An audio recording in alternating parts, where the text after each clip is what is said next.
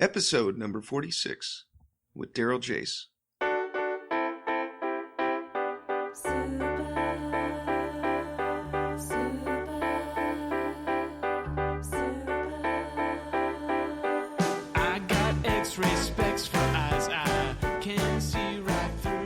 Welcome to the Heads Up Poker Podcast.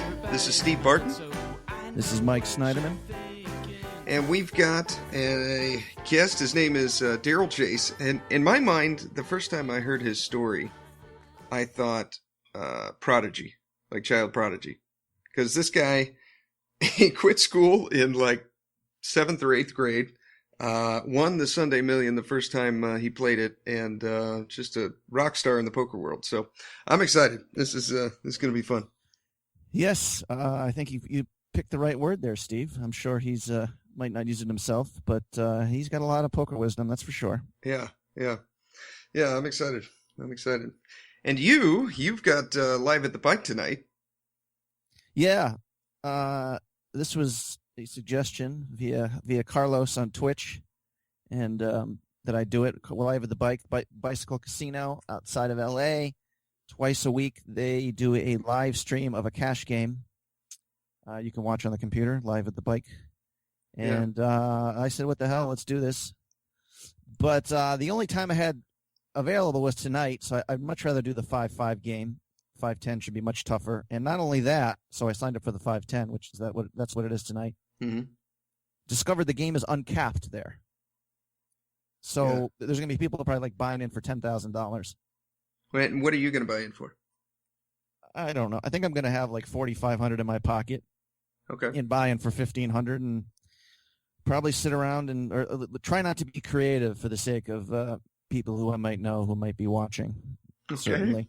But yeah, that certainly changes the dynamic for me because like I said, the buy-in at Ocean's 11 for 5-10 is $3,000. At Commerce is only $1,500. So I was thinking this would be like $1,500. But yeah. So that's an interesting game right there.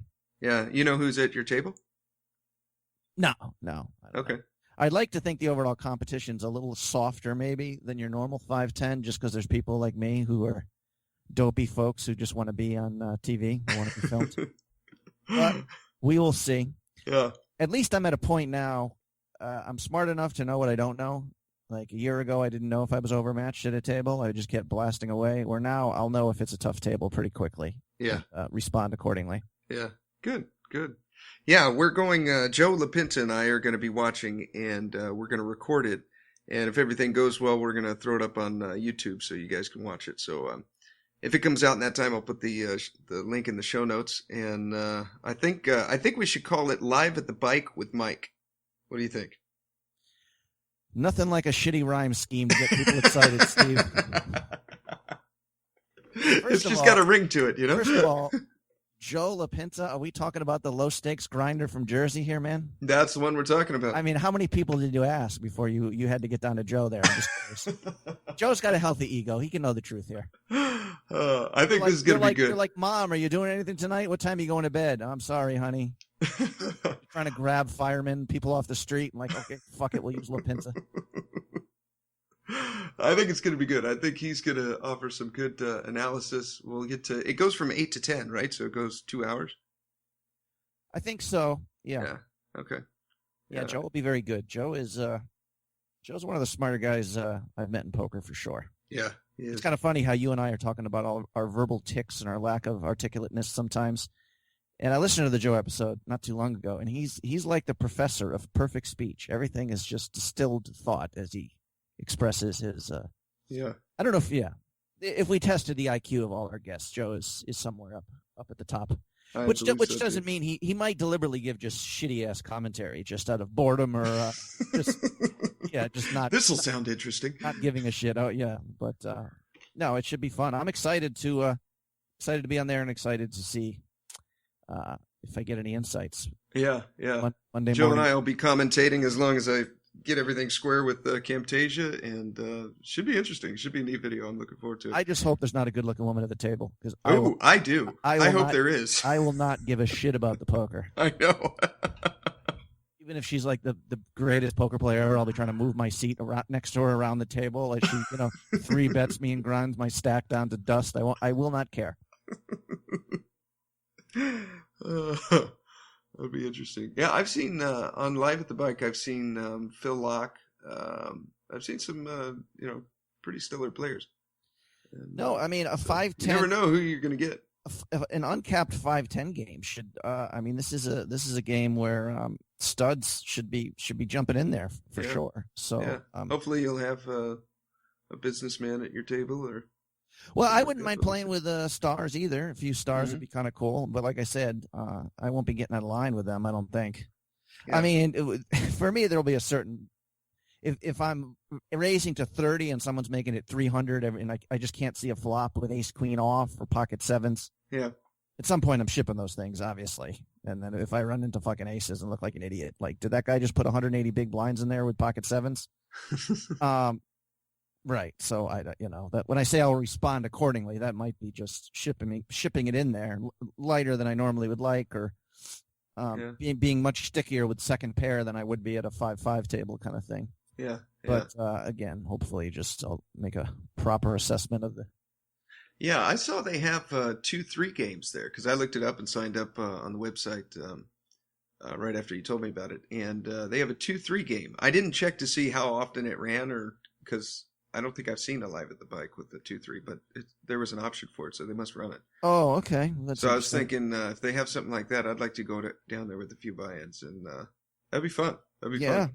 Then you and Joe can commentate on me, and I can learn. Well, Steve, I'm the laziest bastard ever. I'll watch for 10 minutes just to get a couple jokes in for the next podcast, just to look at your face. But I guess turn it into like a drinking game somehow. Yes, well, I'm sure Joe and I will probably have a beer. Every time Barton does something stupid, you have to do a shot. Yes. We'll have a bunch of people passed out with their heads pressed against their computer screen in 30 minutes, but hey, it'll be fun. Yeah, so we got that coming up. So you've been grinding it all lately, or? I've been packing it. That's right. I am literally surrounded by boxes. If you could see me right now, it'd be quite comical. That if you can picture this little apartment with just boxes surrounding me, and I'm huddled around a little podcast microphone here with my laptop on a little mini table. We're getting close. Right. Well, I forgot to. I'm such a egocentric person. I wanted to start by asking you, have you gotten results from your interview for the captain job at the fire department there? You got any results from that yet, or? Not yet. No. Okay. I had the interview. I think I'm not sure what the timeline's going to come out with the podcast, but it was about a week ago, and no, haven't heard anything yet. I know they're going to promote 4, and they had 6 of us to choose from, but. Right. They haven't opened up the spots yet. Just for the record, I can still call you Steve, or am I supposed to call you Captain now? Captain Fantastic? Okay. Steve, please, because nothing will sink this podcast faster than I have to call you Captain. I'm letting you know ahead of time. I like our podcast, Mike. I always have fun. Sending chill up your bones there. That's what that thought does to me. But let's see, what else is new? Oh, we went down to the NASA JPL. They had an open house. That was really cool. I'm kind of a nerd when it comes to the stars and planets and stuff. So if you're not, then you can fast forward about 5 minutes when we bring Daryl on. But man, we met with a guy who his mission when he got to JPL was they said, okay, hopefully you're here for the next 30 years. Your job for the next 30 years is to figure out how to get a sample from the planet Mars back to Earth. And so he's using the rover over there right now, Curiosity, that's drilling holes and stuff like that, but it can't package it up so we can bring it back. So he's building a robot that's going to leave in 5 years in 2020 to fly to Mars, drill these core samples, put them in a little sterile sealed container, and then put them on the box of this rover. And this rover drives around and takes a bunch of samples. Then when it's done, it drops the sample box off the back into like a little suitcase kind of thing. Then he's got to build another one to fly there, land on the whole planet right next to that little suitcase, load it on, then shoot it up in a rocket. So now it's orbiting Mars.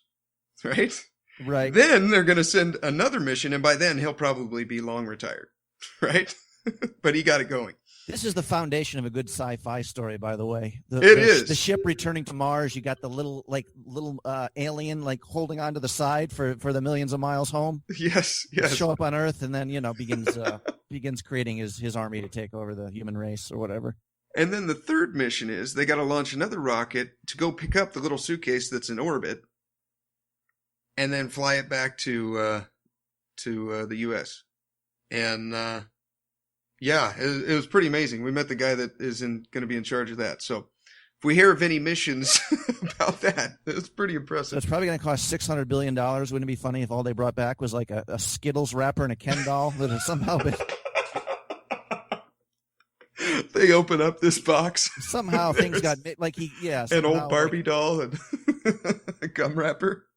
Yeah, or they with a Chinese fortune cookie or something. Get the wrong wrapper and the wrong satellite in space is brought back. But no, I never question anything the United States government and smart people are up to. It always works out just fine. It was impressive. Oh, and that third mission's supposed to be manned. He said that would be the perfect one to send a manned mission because they don't have to land on the planet, which solves a whole bunch of problems. And they just got to orbit the planet, pick it up, and then come back.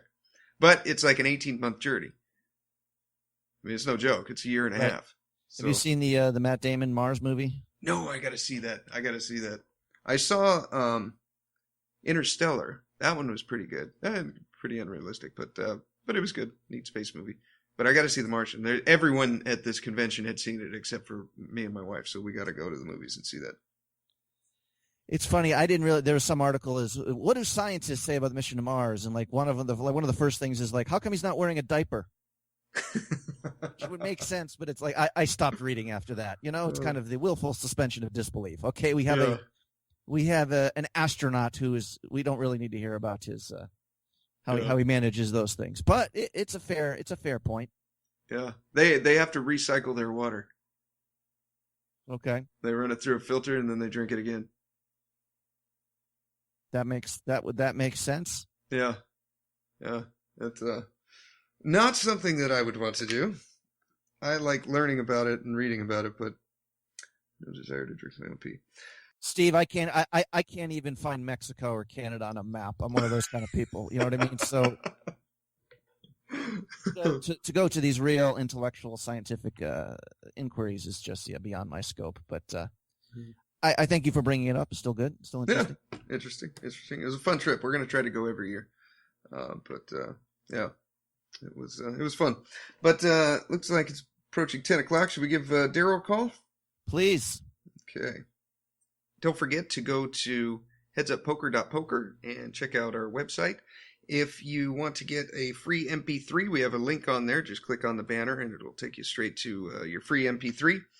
And we also have a new coupon code for you. So if you're going to buy one of Elliot's tapes, type in the code HU Poker, Hotel Uniform Poker, and that'll get you 10% off. Okay, without further ado, here is Daryl Jace. Hey, guys. What's up, Daryl? How you doing? Good, man. Good. Pretty good. Thank you for coming on. Daryl, this is Mike. How you doing? Good. Are we recording now, or? Yes, we are. We're jumping right into it. Cool. I want to get right into Daryl's. Assassinato now has competition for the coolest poker blog, I got to say. If we want to get Daryl's plug in here for you, what is your blog's name? JacePokerCoaching.com.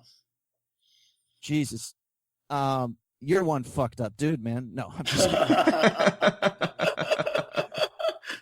Anyways, that's the end of the podcast. Go check out his blog. No, it really was a fascinating read. I was I couldn't. I don't know if Steve's had a chance to check it out, but I got to immediately start.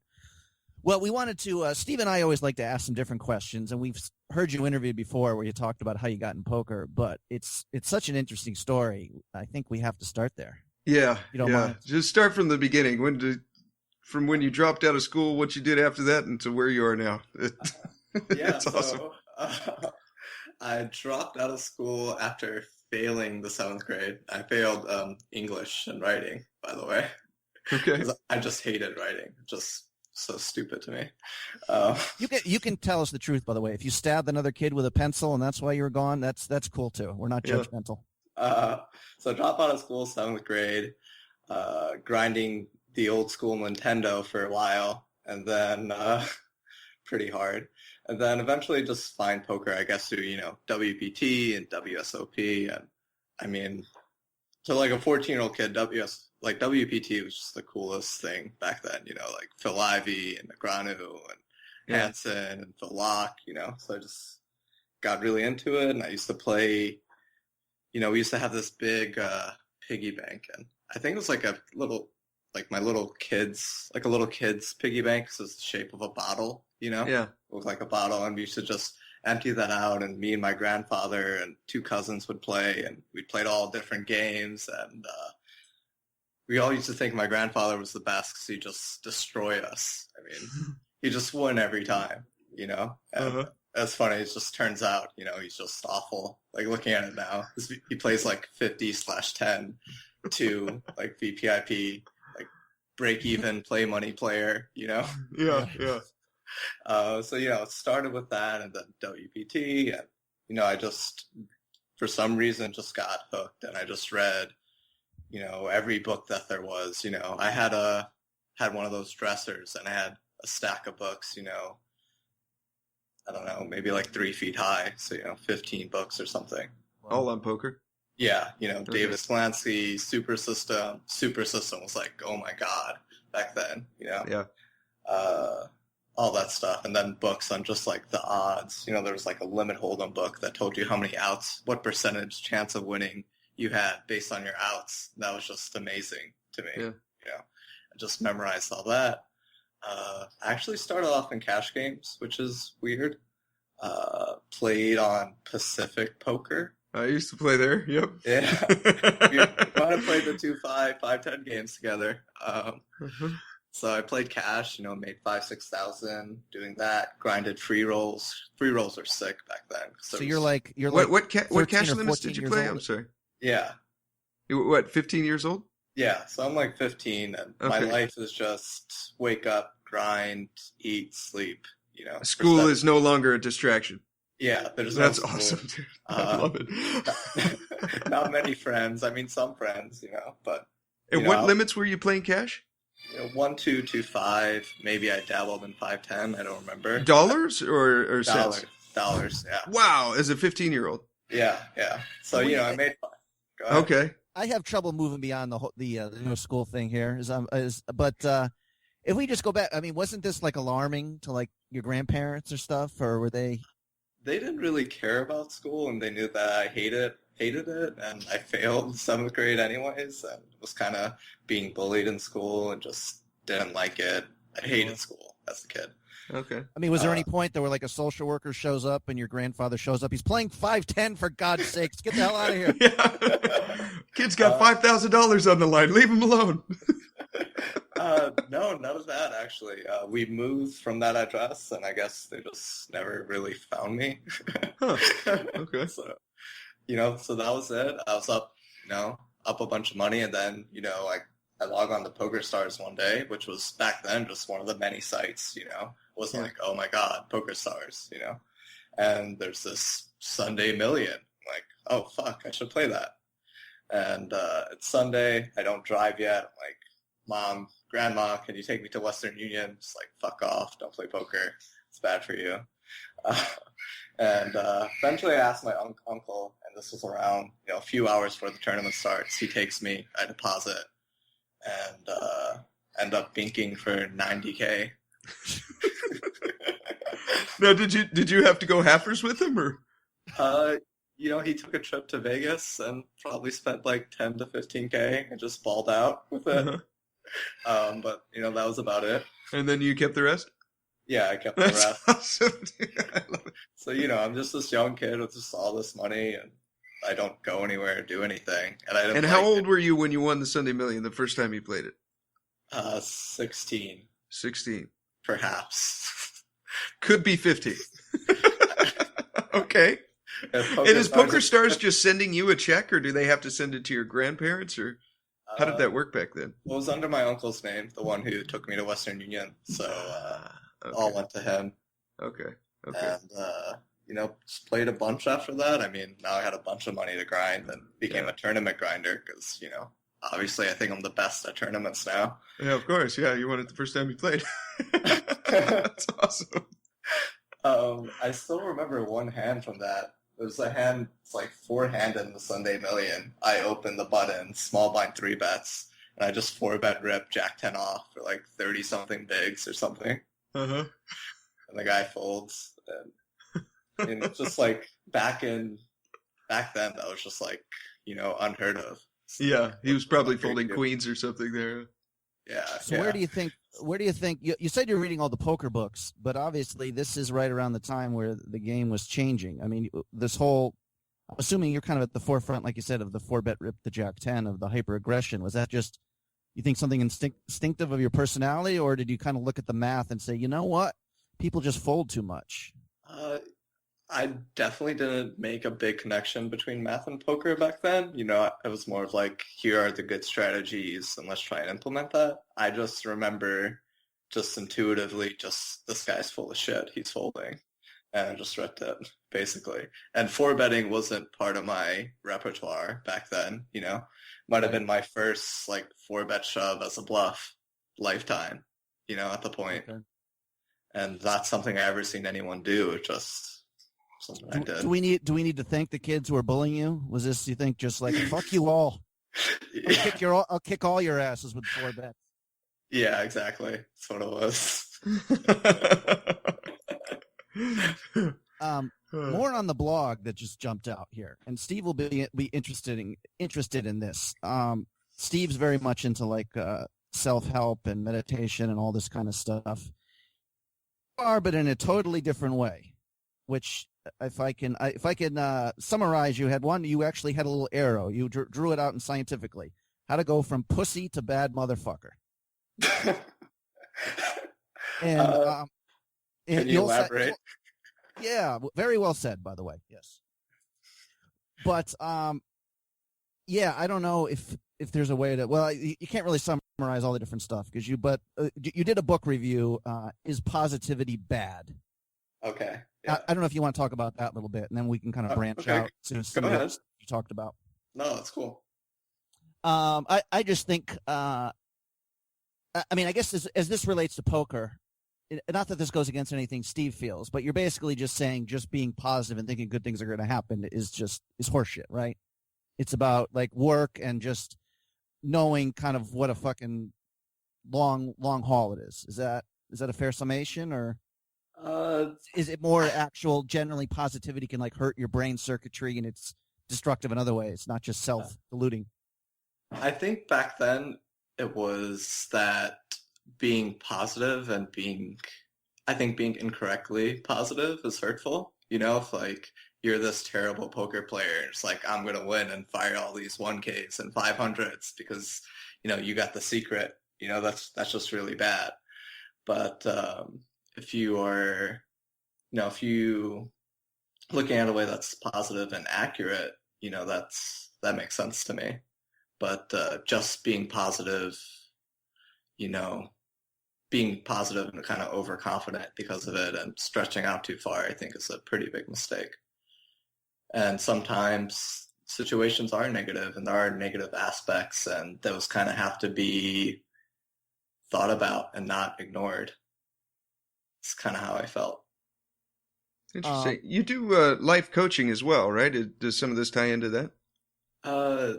Yeah, I guess. I mean, we talk about a whole bunch of different stuff, but, I think mindset and how you view things is really important. I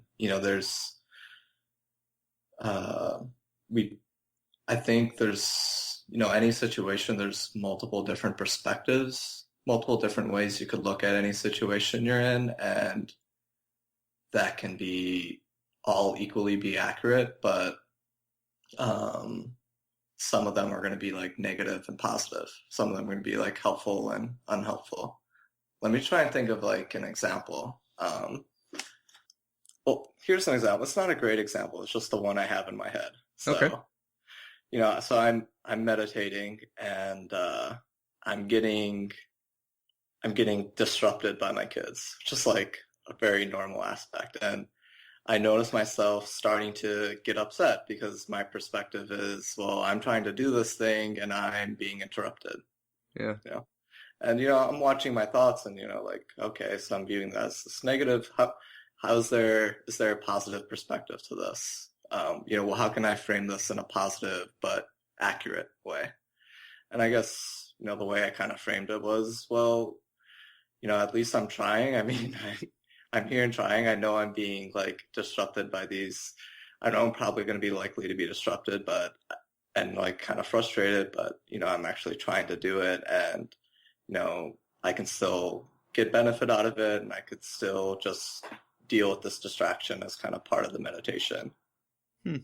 Back just the life coaching, like if somebody had a depressive 19-year-old son who was sitting in their room, so would you just walk in the room and say, "You're a pussy," and then say that's $200, please? Life coach is actually free. Wow, okay. I don't feel like I have the skills to charge for that yet, or the experience. Kind of just something I do for free for now. Okay. And if people wanted to get a hold of you for that, they can go to your jacepokercoaching.com and then click on the life coaching on the left-hand side. Yeah. A very easy poker example is, so I'm playing at the Borgata 2 weeks ago. Mm-hmm. And right while I'm playing, so there's this one guy at one table, and he's very excited to have 50K chips. Blinds are like 816, 200 left. And then there's this lady on my right who's upset and complaining about having 300K chips at the same exact time. And it's all about perspective, because her perspective is, well, I have 300K, but this guy 3 to my left has 400K or like 450K. Yeah. And then the guy with 50K, just doubled up from like 26K. You know what I mean? Uh-huh. So, I guess just, obviously she's looking at it very incorrectly, and obviously the other guy is looking at it in a much better way. Yeah. Yeah. And he might see opportunities that she doesn't. Yeah. Because she's not in the right mindset.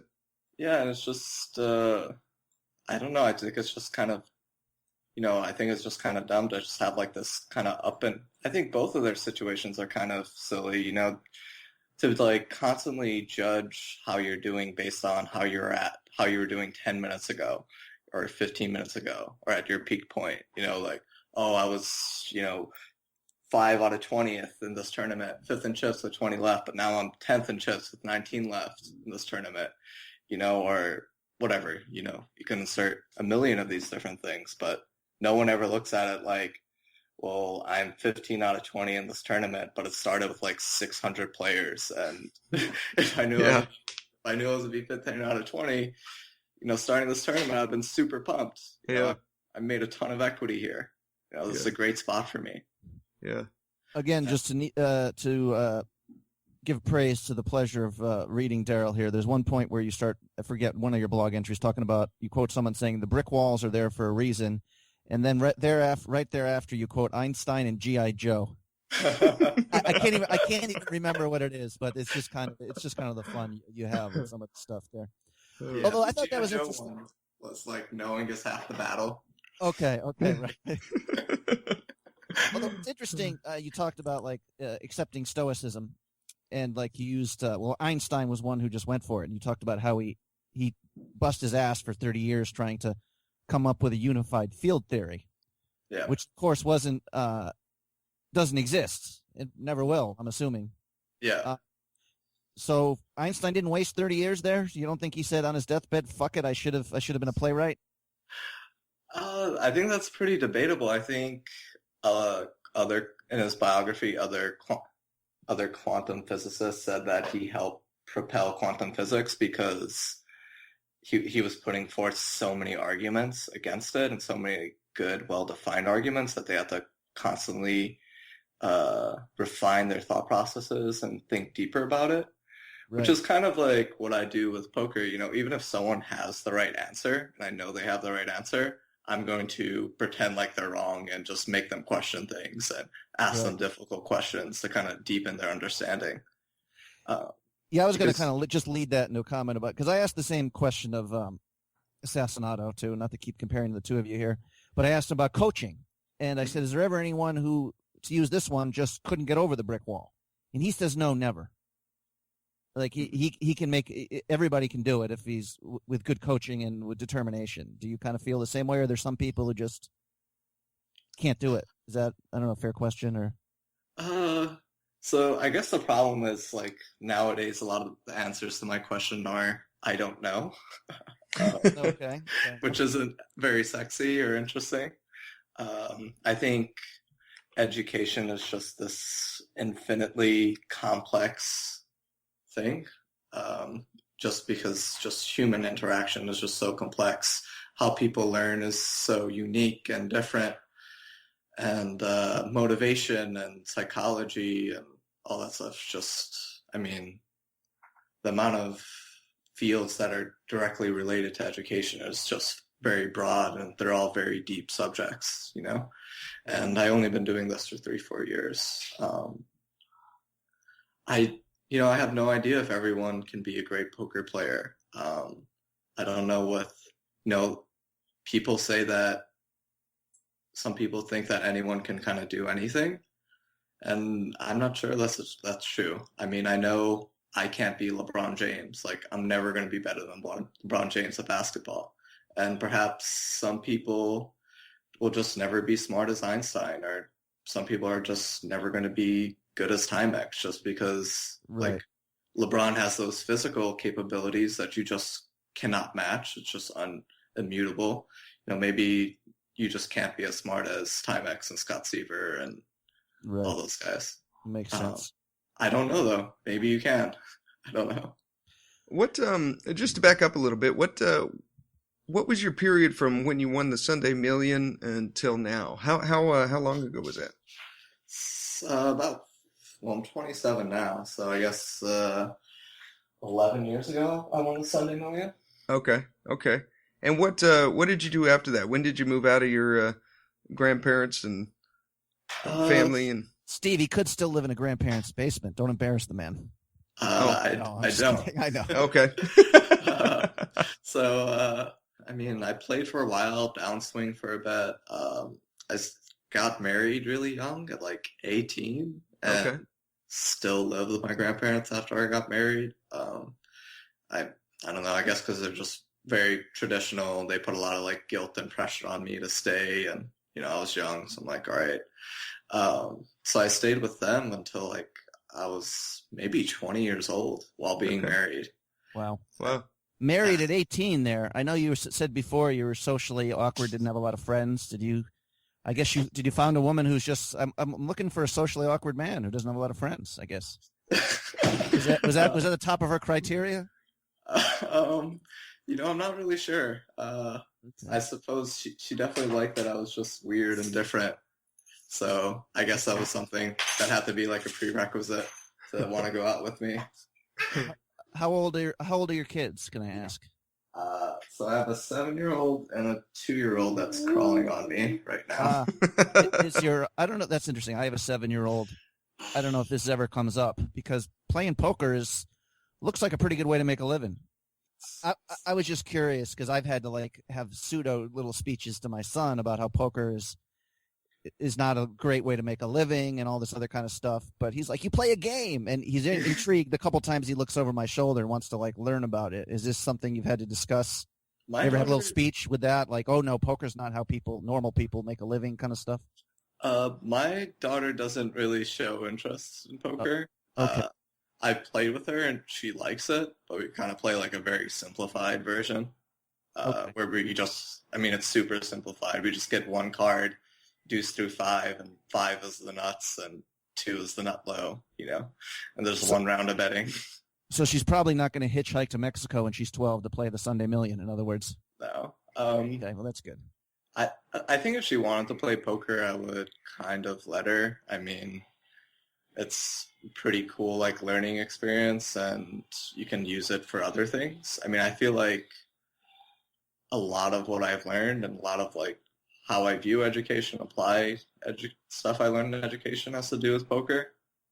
A lot of like logic and just understanding, humility. So I think a lot of people I meet who try and learn new subjects is, you know, they read the stuff or practice the stuff for a few years and they think they're really good and they know everything. But, you know, I've been playing poker for like 14 years and played 20,000 hours and, you know, 10,000 hours like the mastery rule. And, you know, I played 10 million plus hands and there's so many hands where I have no clue what the best play is. No clue, you know, and I make mistakes all the time, lots of mistakes. I probably have so many sessions where I'm playing and I'm negative EV that day in like mid-stakes tourneys on US, you know, Right.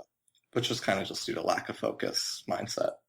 Before we want to, of course, talk specific theory and hands with you, if you don't mind. But one more personal question. I told a few weeks ago I got high for the first time in 20 years and just cried for a couple hours about how therapeutic it was.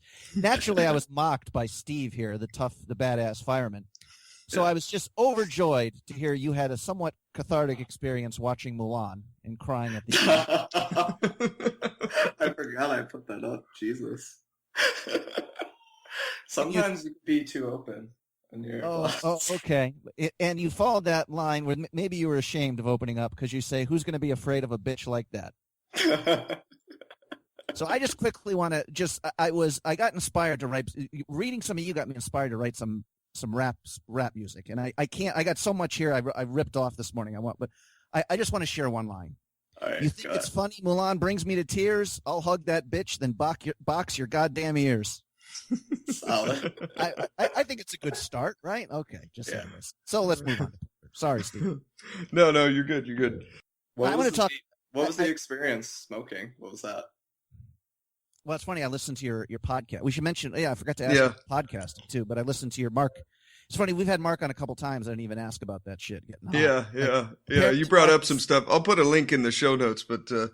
As Mike put it before, he was snorting cork off a hooker's ass, and then now he's one of the most profitable MTTers in America.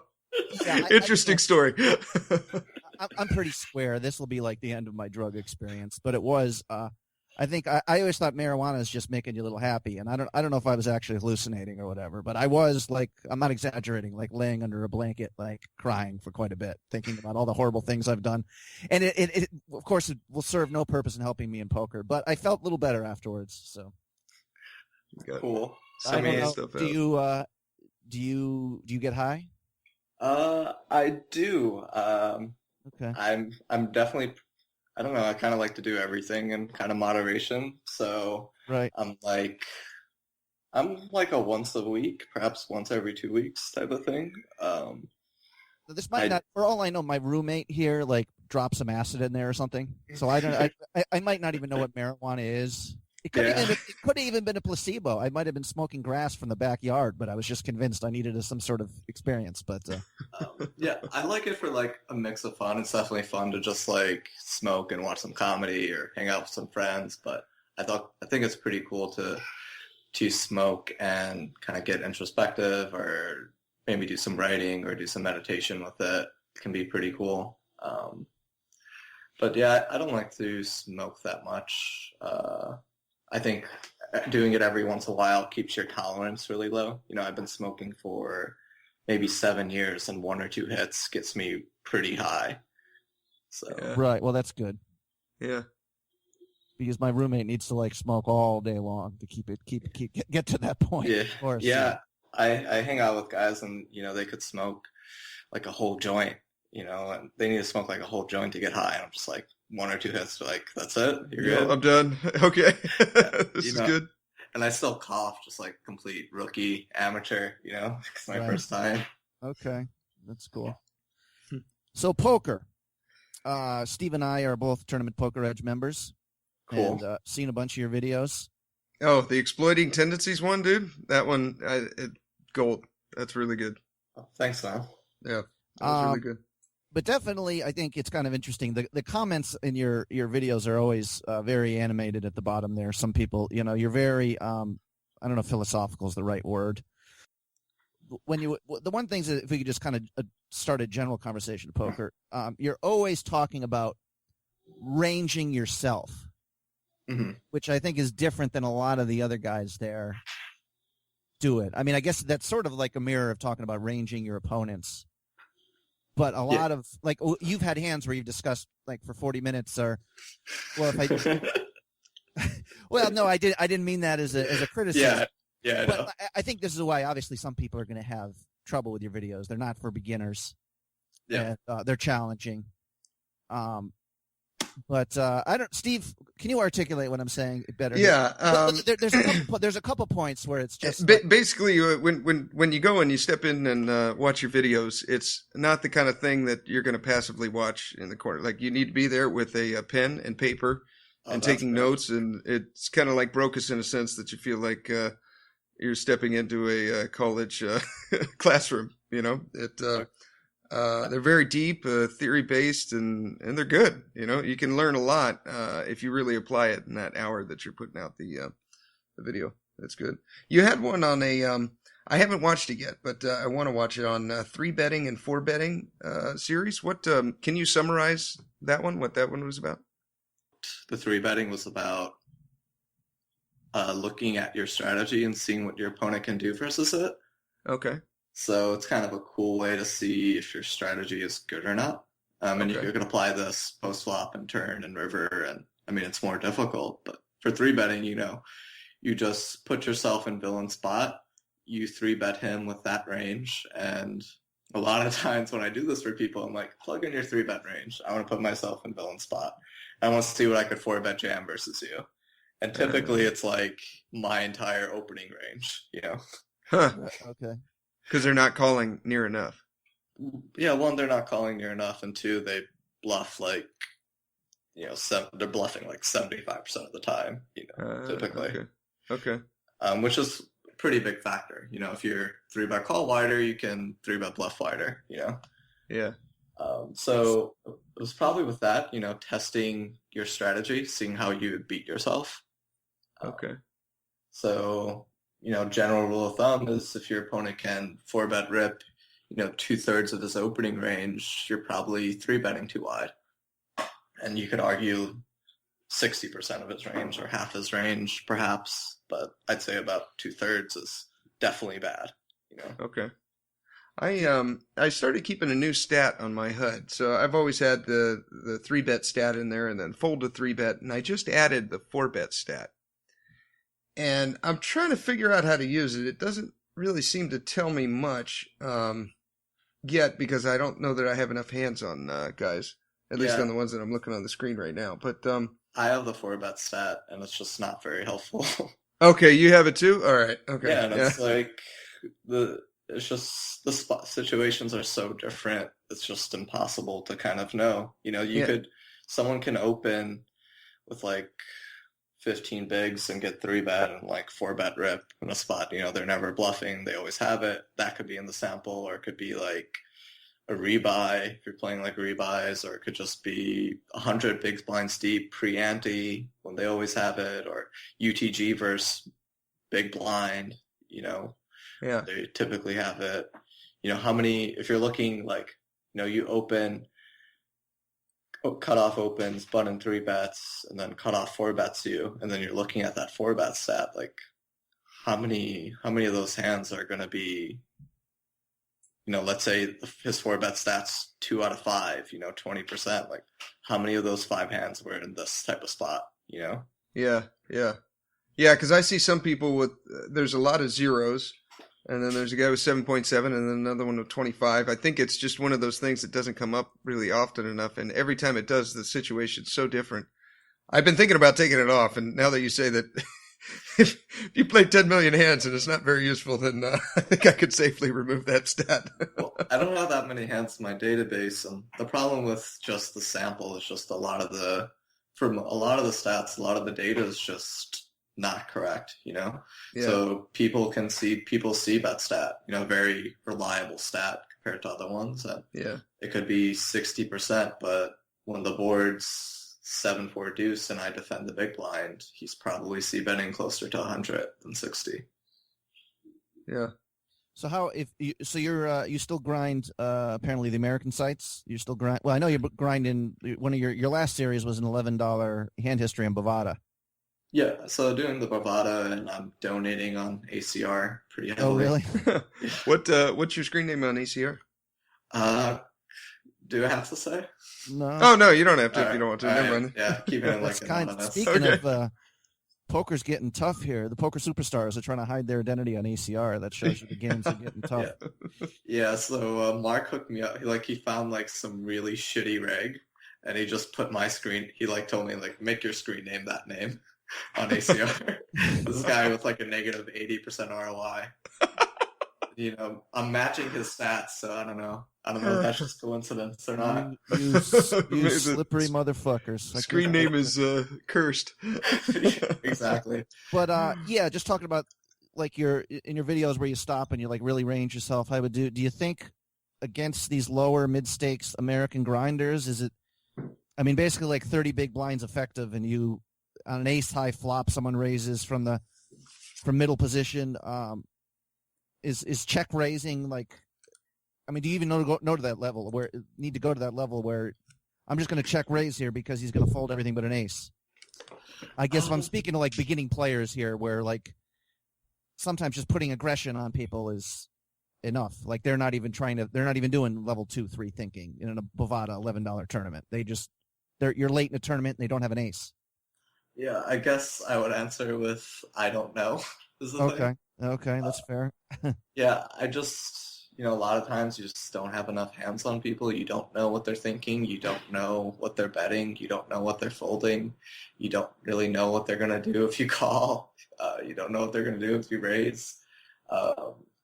So it's very tricky. A thing I do is just I don't really get out of line if I'm playing Bovada or ACR. Okay. I don't do anything crazy unless I have very good reads, which is just very infrequent. And I have a good idea of what inline type of range is. Like I generally have a decent idea of how I'm supposed to play, and I don't really deviate that far from there. I asked Mark about this when I had him on recently. In the Bovada $11, you were doing a fair amount of limping. Yeah. And I was watching that saying, because I don't know if you explained it maybe a few times, but it seems somewhat arbitrary. And at the time, I'm like, well, this guy's obviously high, which turns out probably true. But then Mark's next video, he's like, the limp is back. Don't think someone's a fish because they're limping. Is this just is the people who started doing this again? It's just to hide your range. People really don't know how to play post flop against the limpers. Is that fair? Yeah, I started doing it, one, because it was lower variance, and two, I just wanted to kind of try it, and there's just a lot of hands where you just don't want to get 3-bet. You have 8s with 18 big blinds UTG. I really hate raising and getting 3-bet there, or even like if I have 22 bigs and have 9s. Like it's a very difficult spot when you open an EP. So I've started limping those hands too. Yeah. So I kind of think ahead.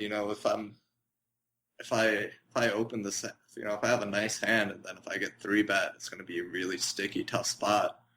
I kind of just wanted to avoid that and just limp, and turned out to be pretty effective just because no one really ISOs me, and I just get heads up with the big blind sometimes, and then they punt really bad because it's very hard to play with 100% range and not get out of line, so it just worked out pretty well. It was lower variance. It's not something I do as much nowadays, but I think there's a lot of merit to it. I think it's a pretty good line. I think it's pretty good, especially at the stack where you can limp and then shove over a raise. I really like being able to put in the last bet pre-flop. I think it's very difficult when it's very difficult for your opponent when you can just kind of limp shove, or when they try and ISO you and you call, the stack to pot ratio is really small, and their positional advantage is pretty small too, because I just check, and then if they bet, I shove or I fold. so there's a much post-flop play. Yeah. Yeah, I've started limping in early position there with, like you were saying, 19 to 22 big, something like that, with smaller pairs, and then even like king queen or like ace 10, stuff like that. But I'm kind of avoiding limping with the suited connectors, with the 8-6 suited and stuff like that. Do you limp those as well, or what? What do you do with those? Yeah, I've tried limping those. I like limping those. I think it kind of depends. I'm not sure how profitable it is, just because I didn't do it that much, and then I kind of got away from it lately. Okay. But I think it could be good, and I think it's something to kind of mess around with. I think it's a nice hand to kind of limp and call a raise with. It's a nice hand to kind of play 3 or 4 away in a limp pot as well. It's obviously nice to get heads up with the big blind with it too. Yeah. So yeah, I think it could be a good candidate. It might be bad at some tables, but I find you don't get ISO'd. I'm gonna start experimenting with that then, with the limping with the 8-9 7-8 of clubs, stuff like that. I'm sure, like I'm not alone. Like a lot of people who are on TP or other training sites, anytime there's a little new wrinkle in the game with bet sizing or whatever, I'm horrified that I'm all of a sudden behind. Yeah. Yeah. But like the one thing, like one of your blog entries, you were just talking about, ranging the other opponent and how you adjust. And you're talking about, well, if you're late in a tournament and you see what some guy opened for 3.5x, we know he's terrible. Yeah. But isn't that now not totally uncommon here? I see some regs do it. There's definitely like a bunch of like merge regs that love to do that. And so yeah, it's not a pure like concrete read, but I still think it's pretty true. Right. I mean, but that does change your range as the villain against these guys, right? I mean, in terms of your 3-bet ripping range, or not really? Yeah. In 20 big blind range. I guess the problem is I don't even know what range like the regs are doing it with, Okay. So when a reg does it, I probably don't play that well versus it, or when it happens on Bovada, sometimes a reg is doing it, and I probably get owned a bit there, to be honest. Okay. And the other sizing here, it's kind of funny. I would say like most of the time I'm just right, and they're fish, and they have a pretty strong hand, I would say. Actually on Bovada, because you could kind of see everyone's cards, when people 3x on Bovada, it doesn't really mean that much. I see them doing it with all a bunch of different hands, and it doesn't mean like the top of their range, actually, I found. Okay, that makes sense. I was just going to say I'm like kind of lazy watching the videos. I want to see someone give an answer, which I use. And in one video, you're like, well, I 3-bet 2.7x in position and 2.9 out of position. Okay. And I've just used that for 2 years now. Okay. Do I need to restudy this matter, or is that still a pretty good standard, do you think?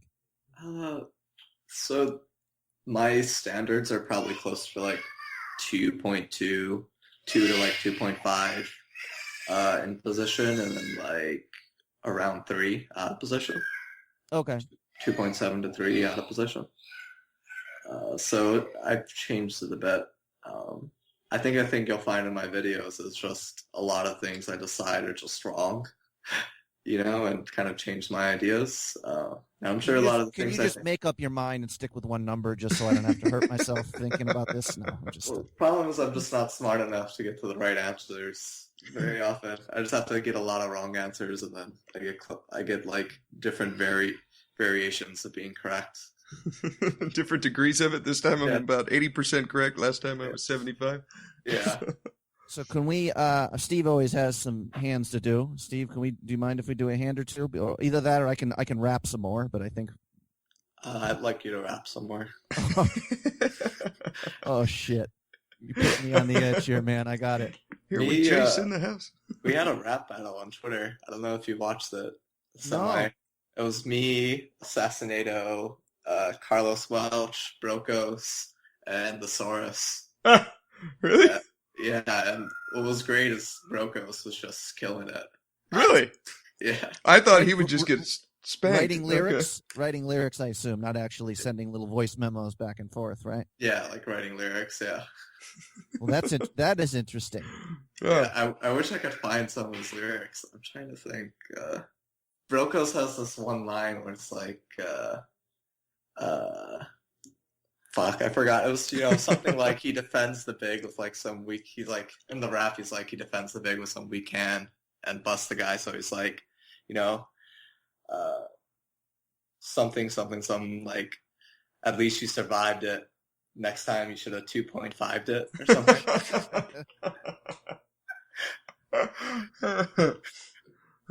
Super smart guys are very versatile in their skills. You'll learn here. Yeah. Einstein could have probably spit pretty well too if he put his mind to it, I'm sure. Mm-hmm. Yeah. So Brokos had like 5 or 6 of those. Carlos and Mark was in it as well. Mark had a few. I just had one and kind of just watched the rest. One and done. Yeah. I wonder if the Saurus had a drinking bender after that. If he's beaten by Brokos in rapping, that must have been painful. But I'm sure he was coming up with some gems too. Yeah, I think so. Assassinato had some good ones as well. Yeah, man, that's some heavy hitters there. Yeah. That's funny. Well, I got a hand if you're ready for it, Daryl. Sure. Okay. Just don't be mad at the answers I don't know. No, it's all right because I don't know as it is. So we're either going to move forward a little bit. If you say I don't know, let my daughter answer and put the screaming child. Steve will be a little offended. He wants a little from you there, but no. Okay, we're in one of the big 10 3K guaranteed. I think this was a $33 buy-in on winning and on ACR. The blind levels are 30, 60, and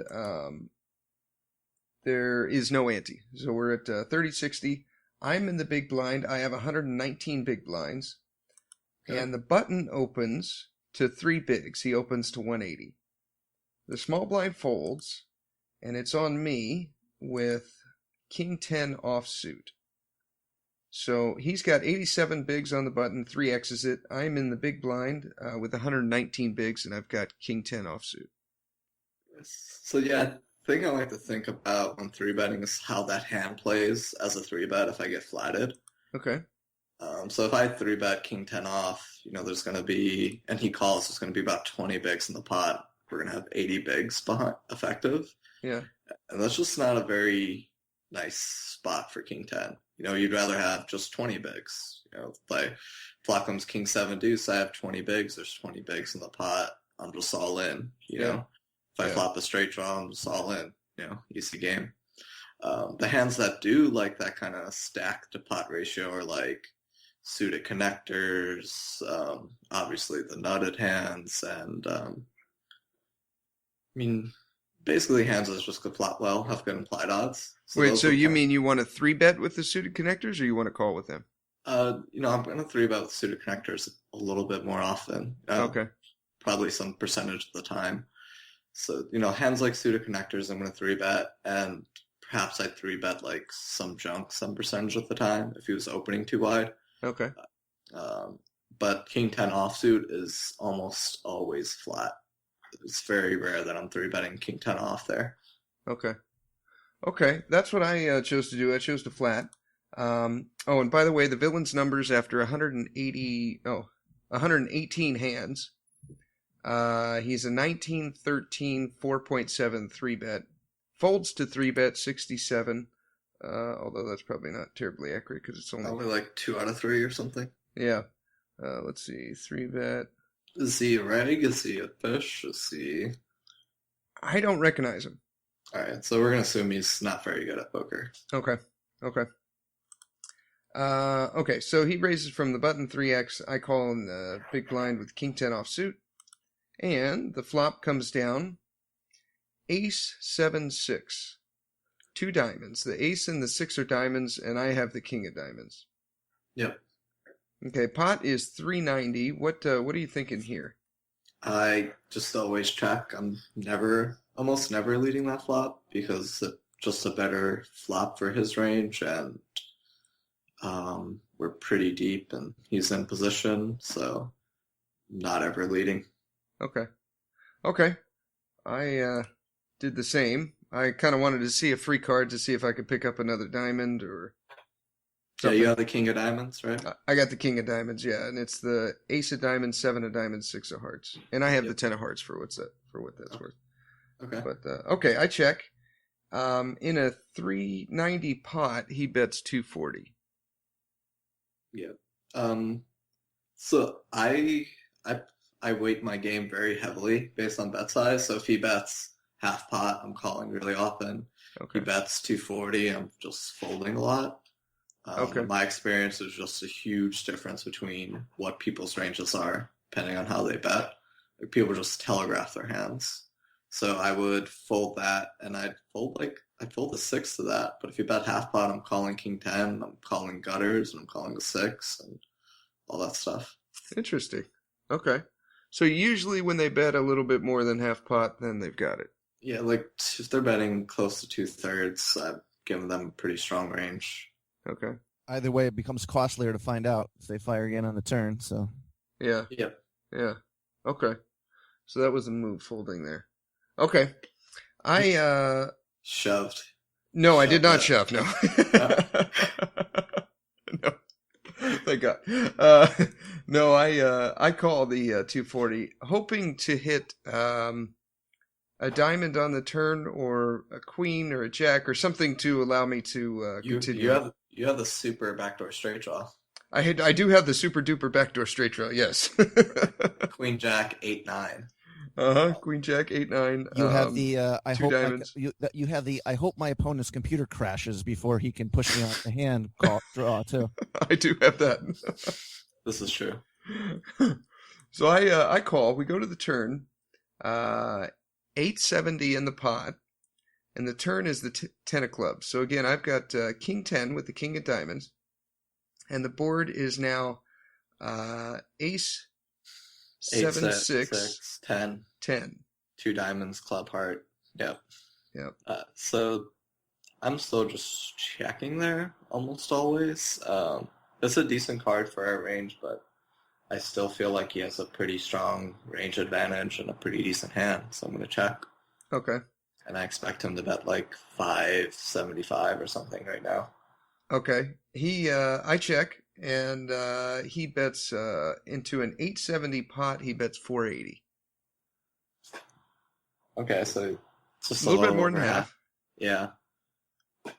I mean, it looks like he's kind of, like, intuitively, it just feels like he's going for, like, thinnish value with, like, a weaker ace, you know? Okay. I pretty much just end up folding there. But I could see a call being good, but I just think he's pretty strong here. Okay. And I'd probably just fold. Okay. Well, that's twice I should have done that. I call. Okay. This was one of the cards I wasn't thinking about. I thought, okay, man, a jack of diamonds would be really cool on the turn here. And then when the 10 came, I thought, oh, well, I picked up showdown value. If he doesn't have an ace, I could possibly be good here. But now that we're looking this over, I think you're right. I think he had something like a weak ace. The river is the 8 of diamonds.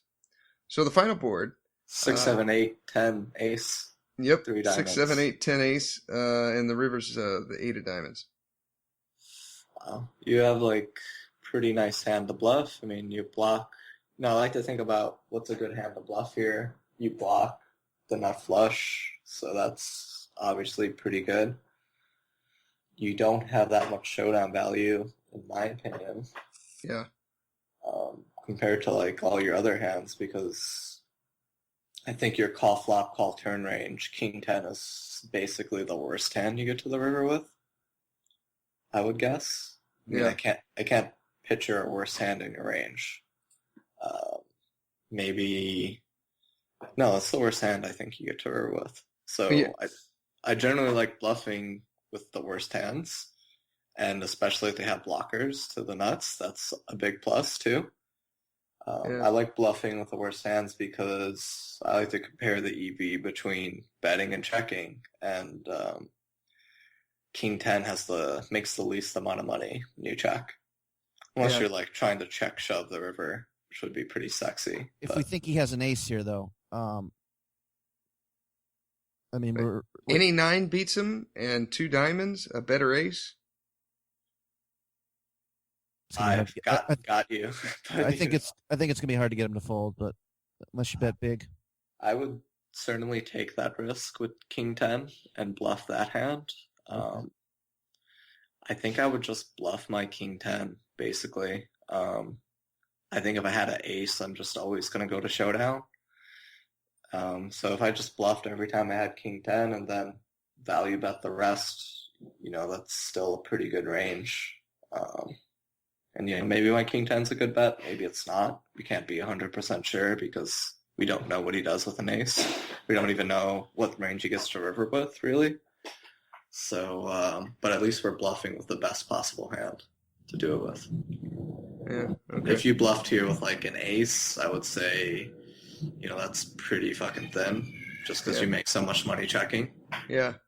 But King 10's a pretty solid candidate. Okay. You check calling with an ace, you mean, right? We'll just like checking and showing down, basically. Okay. Yeah. There's always the chance that he was double barreling with crap too. So by betting here, we don't put ourselves in the even more difficult position of calling a similar size bet, I guess. I don't think that's too often, but with King 10. Yeah, I'm saying if the other guy actually didn't have an ace, if he had absolute crap and barreled twice, he's obligated to bet the river if you check here, kind of thing, probably, right? I don't think people bet the river as much as people think. I think everyone kind of feels like whenever they just call, people barrel and barrel turn, barrel river.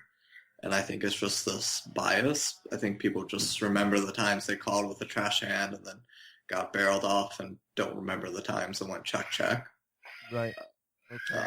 I think it's just people get pissed when that happens. So they remember those hands. But they don't remember the other ones. So what did you do here, Stevie? Well, what if you're going to bluff at this? You're not going to check raise him, right? You're just going to lead out. Yeah, I don't think I'm going to check raise all in on the river. What are you leading into an 1800 pot? Something like 11 or 13 or? So I think anywhere between 11 and pot is a pretty reasonable bet. Okay. I'd say you could argue even betting higher, but I think betting lower would be terrible. Okay. With bet sizes, it's just even more of a guessing game. We just know so little about what the best bet size is. So as long as you're within like a reasonable range and you're betting enough so you could fold an ace, then your bet's good. Yeah. Okay. But I mean, someone can, if Mark came on here and he just wanted to make an argument for betting 900 because you're getting a good price and it looks even stronger and you could rep like 2 pairs and straights better, I don't know if I'd win that argument against them. Right. Okay. All right. But betting's the move. I think betting is like 100% the play. Okay. Well, I'm 3 for 3 on this hand then. I check. He bets 1080. He bets a little over $1,000.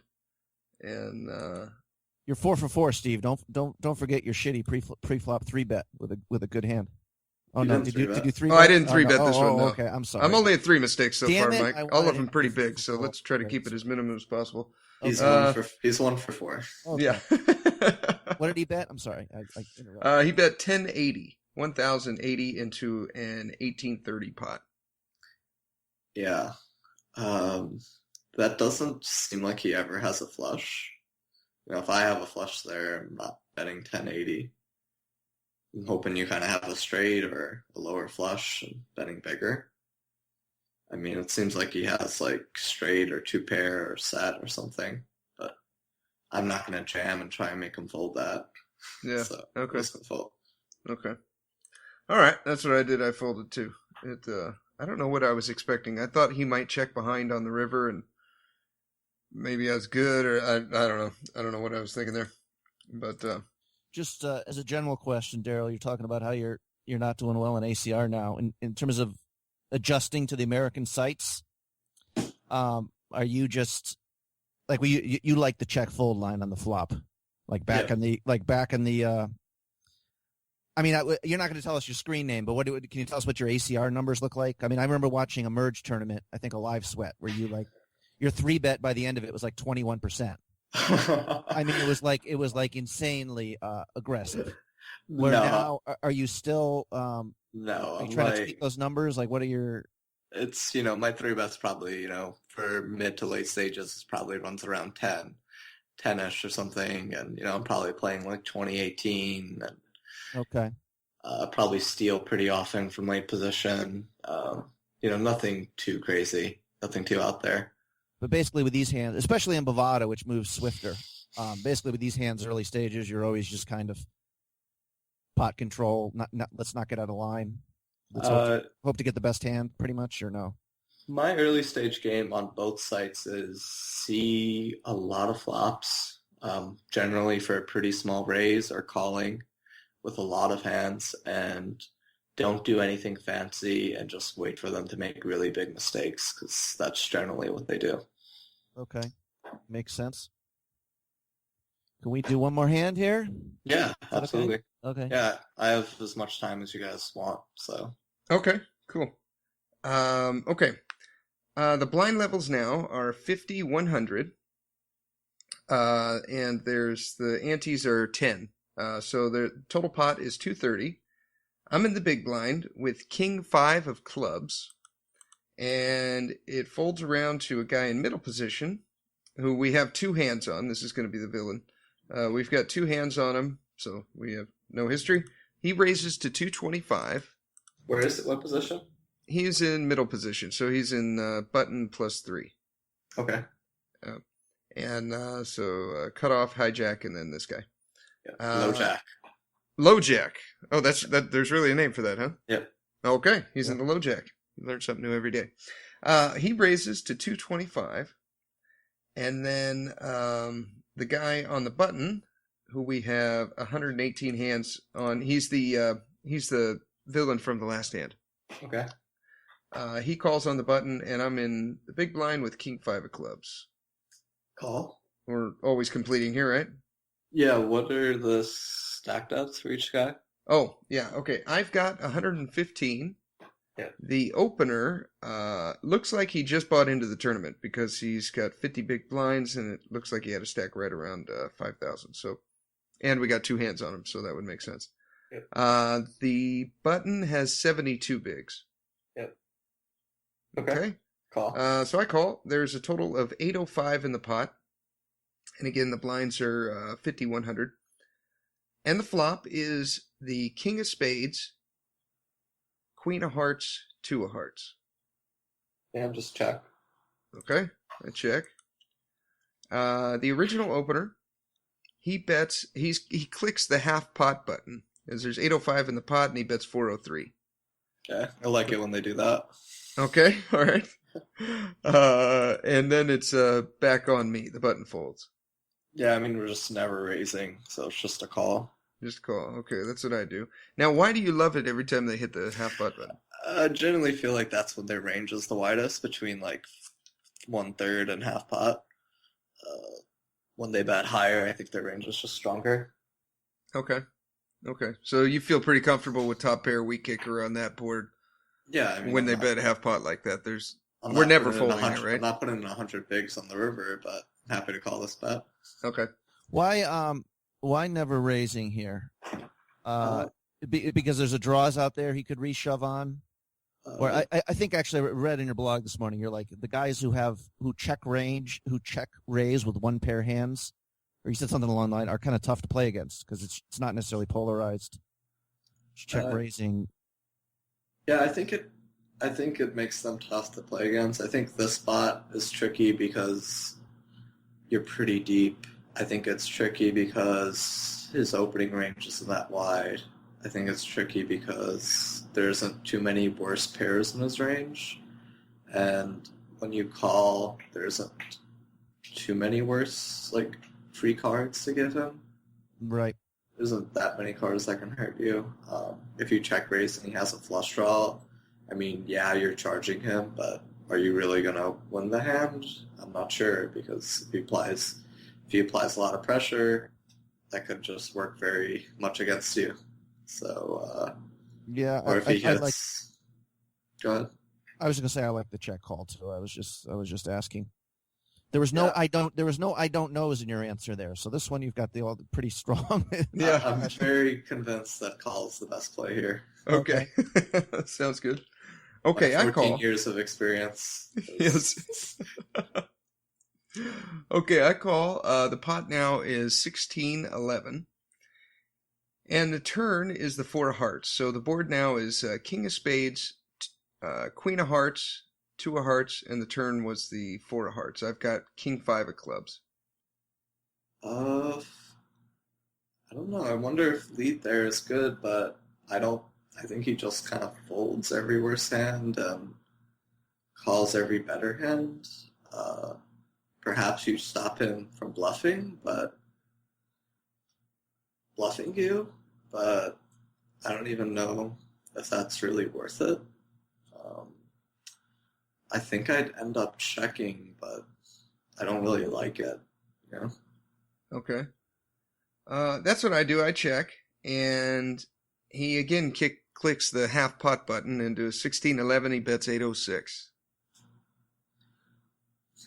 Yeah, so it's tricky because I look at all the hands you could bluff here. You know, Ace Jack, even without a heart, could make sense. Jack 10, Ace 10. Perhaps you could have. I guess Jack 9 isn't that likely, like a low gutter on that board. Any Ace of Heart hand makes sense. Maybe he wants to bet Jacks or 10s or 9s with a heart.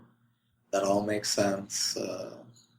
You could have Ace 3 and Ace 4, or whatever the gutters are you could have. Yeah, Ace 3 and Ace 5 with the Ace of Hearts.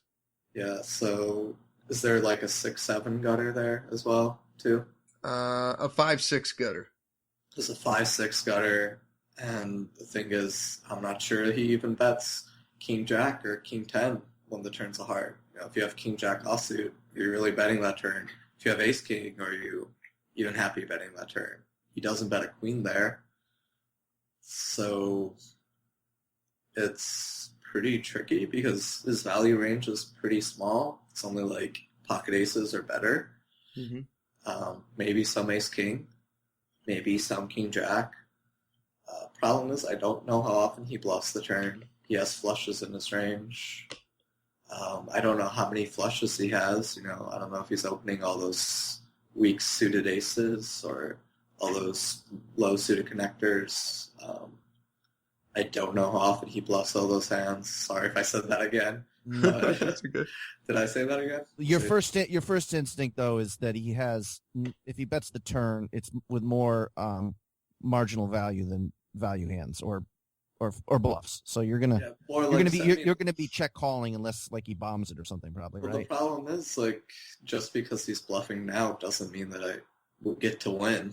Right, of course. So 1, I don't know how often he's bluffing, and 2, I don't know how often he wins. How often I win when he's bluffing, because 1, he has equity. He always has equity, and 2, he could just bet the river. So, and I'm never calling river with King 5 there. So It's just, this is, one of those I don't know. There's so many unknowns here, and I have no idea what the best play is. If you call, my instinct is to fold, but I'm leaning towards folding. But if you called here, I think it's a decent chance it's the best play and you're making money. Okay. I end up calling, and we go to the river, and the river is the 2 of clubs. So the final board is King of Spades, Queen of Hearts, 2 of Hearts, 4 of Hearts, 2 of clubs. So the board paired, the bottom pair. It's decent for you. Yeah, there's 32-23 in the pot. I've got 10K behind. He has 35K behind. 3,500. Or 3,500, yes. Yeah. And are we ever bidding this river? I'm kind of tempted because it's the bottom of your range, but I think we just kind of have to check. Maybe you should bluff if you had like the ace of hearts. So if you floated ace jack twice with ace of hearts, I guess you should bet river. Okay. But I think this hand you just have to hope he gives up, and I think people give up when the river pairs more often than they should. So Okay. I check, and into a pot of 32-23, he bets half pot again. He bets 16-12. yeah, That looks like ace king every time, doesn't it? I don't know. yeah. It looks like it could be a bluff too. Looks like a value bet as well. Just half pot, half pot, half pot. Yeah, it looks like king, queen, ace, ace, ace, king, bluffs. I don't know. Like, you could shove the river if you wanted. But I don't think he's, it's just a fucking re-entry. So you just re-enter and get back in. So, yeah, I think I just fold. Okay. What would you do, Mike? You know what I do, Steve. This is why I'm a Uber driver, not a professional poker player. I don't know, the half pot button. Yeah, it looks like he has it. Unless this is a guy who always uses that. I wish you played with him a little more. I could see calling being profitable play. I think it's unlikely though. Would you, if he shoves with that? Is that change your calling frequency? I mean, I fold always. I think you should always fold. I mean, I was going to suggest the lead out on the river just because you were going to plan on calling, the blocker bet. Like he's. I mean, if you're planning to call half, if you knew you're going to call half pot and he clicks the half pot, why not bet a third pot? I mean, you're getting called with a king every time. You're only getting called by better, but if you're planning on calling anyways. So I was just going to throw that out. You bet 1,200 on the river and save yourself 400 chips, maybe. I don't know if that's a silly backward thinking, but no, it's definitely like consistent. It's just incomplete, I think, because it's not looking at all the probabilities. So you lose a lot of money when he would have just bet full pot. We might have rivered him then too, though. He might have king jack or king 10. I mean, not rivered him, but be splitting. There's a decent chance for chopping here if he's got a king other than ace king, obviously. Yeah. So yeah, I just think the problem with a third is just whenever he pots it and kind of telegraphs his hand, you would have saved money and just folded. But I think I just fold here now. I'm really confident a fold is the best play here, but I think you're getting bluffed sometimes too. Okay.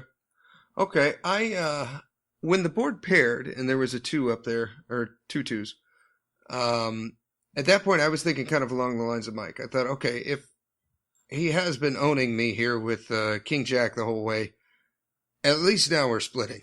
Yeah. To me, this looked a lot like you said, ace king, king queen, maybe a king jack or king 10 or a king 9 with the king of hearts or something thrown in there. But then I kept thinking about all the bluffs too, of all the heart aces and, like you said, the pocket 10s with one heart that he's turning into a bluff. And anyways, I ended up calling. And the hand that you mentioned specifically, Daryl, was definitely smacking his range because it was the ace of hearts, jack of clubs. Yeah, makes a lot of sense. Yeah. After I saw that, I'm like, okay, that makes a lot of sense, yeah. But yeah. I brought this hand up because I find myself in this spot fairly often now. And since I've been working with Mark, he's been getting me to increase my defend rate in the big blind, probably 50%. And so hands like this, I'm having to play a lot where I flop top pair, but it's just a terrible kicker. And well, here's 2 principles. Okay. Principle 1 is if you're getting 3-1, calling is just less likely to be a big mistake than folding. I mean, even if he's bluffing like 10% of the time and you're getting 3-1, you didn't lose that much money. But imagine you fold and someone's bluffing 90% of the time and you're getting 3-1. Like, that's a disaster. Yeah. Right? Yeah. So the risk reward is kind of on your side to lean towards calling. Okay. So that's a pretty big principle. Like someone bets half, you shouldn't fold that much. Number two is that you should call more often if you either one, block his big hands, or two, don't block his bluffing hands. So okay, yeah. if you have King 10 with the 10 of hearts, is actually a more profitable call than King 5 because you block the 10 eye flushes. Right? Yeah, and I block Jack 10 and Ace 10 and Is like this that. Well, Is actually, this- you don't want to block Jack 10 and Ace 10. So perhaps you'd rather have King 9 with the 9 of hearts because you don't block his bluffs. Okay. So having having the Ace of hearts specifically in your hand is actually, it could be bad, it could be good. It's probably pretty even. But having the Jack or 10 is very bad in your range, actually, because you're blocking Ace Jack, you're blocking Ace 10, you're blocking Jack 10. His two best bluffing hands. Yeah. So you should actually call more with King 5 than you do with King Jack and King 10. Interesting. And you should call more if you have a heart in your range than if you don't. If Steve says he's getting into this spot a lot, I know Mark has definitely increased his big blind defend. This is one of those situations where that can cause, I don't know if problems is the right word, but certainly make the decision tree a little more difficult. Yeah, a new set of complications or challenges. How's that? A new set of challenges. Like 6 months ago, Steve, you were probably only completing with, say, King 9 suited and better, right? That's probably pretty accurate. Yeah, I've opened up my game a lot. Yeah. Yeah, it's very hard to defend the big blind and play well. It's hard not to just have really bad strategies that kind of just get owned. And, if you want to bluff and you're playing like a 60-70% range, it's just very hard not to just be bluffing way too much. Yeah. And if you want to call bets, it's very hard to just not have a range where your opponent can just bet and you fold 80-90% of the time to his bets. Yeah. I got my numbers right now. I'm looking them up by position. In the small blind, apparently I'm kicking ass in the small blind. I'm 2.5 big blinds per 100. In the big blind, I'm minus 20. Early position minus 2.5, and then middle cutoff button are, I think, pretty good. Is this 9. a big sample? Because you're crushing the big blind. I'm crushing the big blind? Yeah, because if you folded every single hand, your BB per 100 would be negative 105 or something. Because you'd lose you lose one big plus ante. So you're winning back quite a bit of your investment every time. Okay, maybe I'm doing okay. Well, it's 32,000 hands. In the big blind?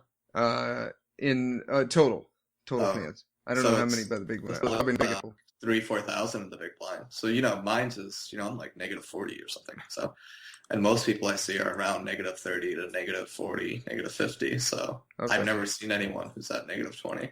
So you're crushing. Okay, so maybe I'm doing okay. Maybe the sample's a little bit too small, or I mean, is 3,000 hands good in big? Or whatever. I'm not good enough at math. I would say it's pretty decent, but don't take my word for it. Okay, all right. It's definitely very good, and I think if you pulled a bunch of rigs, you won't find many people doing better. Maybe like 1 in 100 or something. Oh, really? Okay. Oh, well, that's good. What about numbers from early position? I'm minus 2.5 in early position. Yeah, there's no. Well, how much do you pay in an ante every time? And over a course of 100 hands, you pay 1/10 of the big blind, so you pay 10 bigs. So you're winning 7.5 bigs back. Okay. Right? Okay. Am I doing that right? Yeah, I think so. Yeah. If it is 1/10 of the big blind. Yeah, which it usually is. So yeah, actually on ACR it is. Yeah, it is. So if you just folded every time, you'd be negative 7 point. You'd be negative. Negative 10, right? That sounds wrong, but I think it's right. Yeah, you'd be negative 10. So okay. So here it is. It says Steve is the LeBron James of fucking poker, is what we've discovered. Apparently, I like hearing about this, Mike. Don't interrupt my freaking 2 minutes of. But you should be positive from EP. I think most people are positive from EP. So okay. It says right here how many total hands in the small blind, 4,800. In the big blind, 4,800. Yeah. Okay. And then in early position, 7,000. Middle position, 6,000, and I'm plus 9. What are you plus on the button? On the button, I'm plus 40. Seems pretty good. So what's your BB per 100? It should be pretty high then, huh? 7.77. All right. So do you know how to run a filter and just do for antes and play? Oh, interesting. Okay. Let's see. Filter. So everyone does this, and I actually filtered this out a lot. I do by stage of the tournament because I want to see how you do at different stages. How do you do early? How do you do middle? How do you do late? So you can kind of filter that out once you learn how to use them. Okay, I got on the filter right now. I don't see anything for antes. What are you using? PT4 or HM2? HM2. So you're on more filters. Scroll. So the first thing you open, scroll all the way to the bottom in that middle box with all the different stats. That should be there. Let's see. Okay, yeah. So I click on more filters, and it says like by hand making, by poker site, by tournament tag, c-bet, overall, races, stack set. Oh, tournament ante. Okay. So it should say like, okay, there it is. Yep. Okay, pre-ante, big blinds per 100, 13.5, antes, 5.39. Yeah, so it's quite a big difference. That's a better way to look at your stats, like how you play pre versus post ante is a huge deal. And if you wanted to see your BB per 100 go down even more, you could do big blind greater than 1,000 and just see what happens there. Okay, so go to... Here's the information I would like. Out of every 100 words that Daryl uses in a live sweat, how many of them are fuck? I think it's about 6.3 per 100. What would you say? Did I say fuck just now? No, you didn't. But I remember there was one live sweat where you were ticked off. It was you were playing like heads up for like 2 hours or something like that. And they were just flying left and right because it was just you won the tournament, but it was 4 a.m. or something. It was pretty funny. Yeah, it's a pretty versatile word. I like it. It's a good one. Here it is. This is interesting. Okay, BBs per 100 and different stack sizes. So 0 to 10 big blinds. Over 1,700 hands, I'm 3. But then 11 to 15, I'm minus 3.74. That's interesting. That's pretty normal. 16 to 25, you're probably minus as well. It's a hard stack to play well. No, 16 to 25, I'm 7. 26 to 40, I'm 7. 41 to 60, I'm 3. 61 to 80, I'm 26. Nice. So yeah, that's the stuff I look at, and I say, okay, so we need to work on your 11 to 16 big blind game, Yeah. Probably like your 11 to 18, and see what's going on there. It seems something like ain't, profitable. Okay. Yeah. I wonder, in that range, I just use that, the Jennifer chart? The Jennifer push-fold chart? Yep. That's what I use. Maybe I should stop using that. Or maybe I should tighten my range using that a little bit, because I do it all the way up and down the whole range. Like if 10-9 is at the bottom, I just shove it. Yeah, unless the guys in the blinds are really loose, then I won't. If they're tighter, then I might even increase that a little bit. My small blind shove range is pretty close to 100% when I have under 10 bigs. Okay. Almost always. You're just folding the absolute crap of like 7-2 off or 3-2 off. I usually raise or shove it. It's very rare that I fold.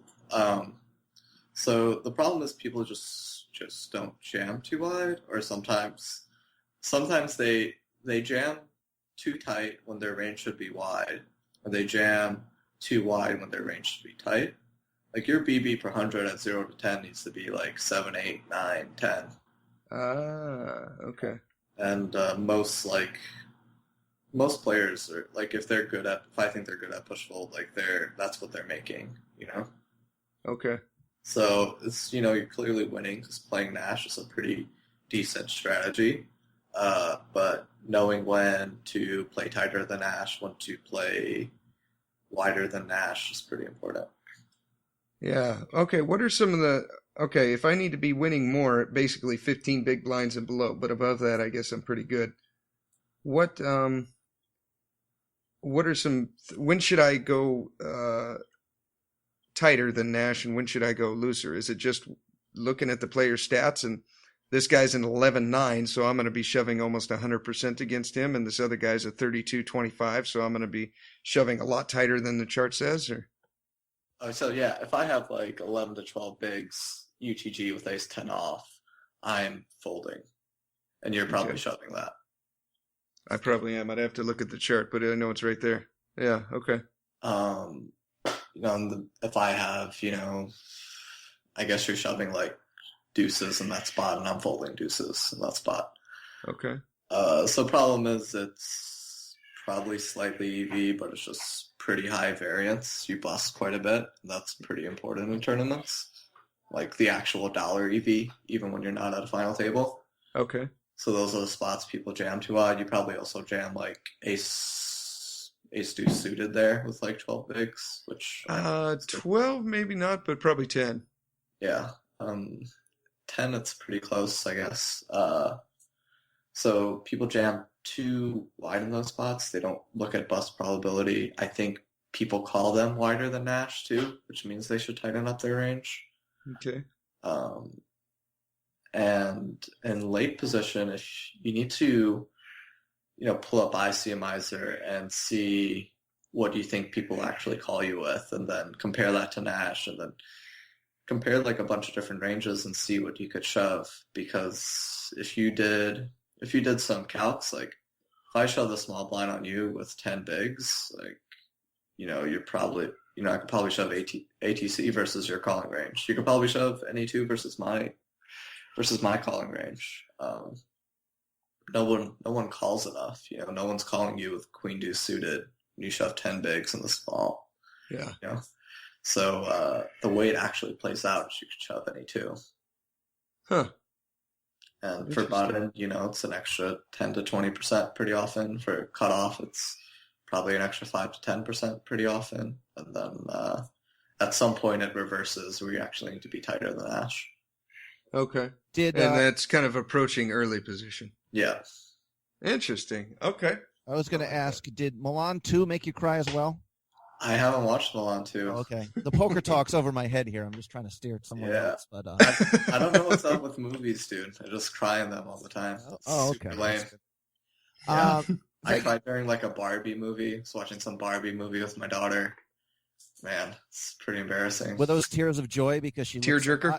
No, just she was making dresses and she was really struggling in her dress shop, and then she finally got her big break, and she made a really nice dress and was very successful. We'll give you a second as you dab away the tears right now. Actually, remember it? Yeah, reliving that moment. Yeah. Asking as you move on here. So I actually also listened to your podcast with Chris Moon, which was another good one. But he just had a big 6-figure score, right? Yeah. I mean, when you talk to one of your buddies who are doing well with that, do you kind of, because I know you don't really play that many live tournaments, right? You haven't gone to Vegas. Do you kind of be like, shit, I could make in 2 days what I make in 6 months? I gotta get back into that. Yeah, I mean, sometimes, I try not to watch, but like when the main event's going on, I just cannot go on Twitter or look at updates. It's just too frustrating, Right. Okay. Yeah, for sure. And quickly, I would listen to you, the Thinking Poker podcast, the interview you had there, and I think if I remember correctly, like the last question they asked you something, what are you going to do from here? And you're like, well, I want to spend some time thinking about what I want to do after poker. Yeah, and that's where the interview ended. You didn't really have any answers to that. Have you been thinking about that, or what else is coming down the line? Maybe. Perhaps I did. I think I did have answer, and they perhaps just like edited it out. Maybe my answer just wasn't very good. Oh, okay. I might be remembering incorrectly then. I'm in a pretty confused time right now. I do like so many different things, So I play MTTs. I coach. I blog. I podcast. I read about education. Study education. Study philosophy. I got into like heads up sit and goes lately.